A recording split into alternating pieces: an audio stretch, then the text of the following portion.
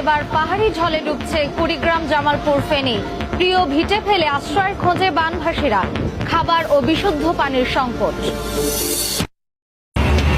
সিলেট সুনামগঞ্জ ভাসিয়ে এবার পাহাড়ি ঝলে ডুবছে নাম্বার দেখতে পাচ্ছেন, এই নাম্বারগুলো প্রকাশ করা হয়েছে। বন্যার্তদের সাহায্যে লাগবে, আপনারা ভিডিওটা শেয়ার করে দিবেন। একে অপরের কানে অবধি পৌঁছে দেওয়া আপনার আমার দায়িত্ব।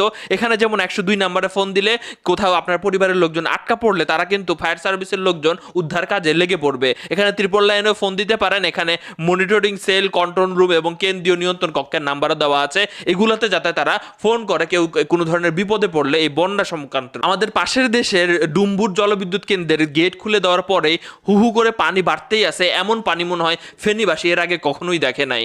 মোবাইল অপারেটরগুলো কিছু ফ্রি মিনিট এবং এমবি দিচ্ছে, এটা কাজে লাগাতে পারেন। আপনি আপনার পরিবারকে পরামর্শ দিতে পারেন তারা যাতে দ্রুত উঁচু এবং নিরাপদ স্থানে চলে যায়। বাসায় পানি ঢুকতে দেখলেই যেন মেইন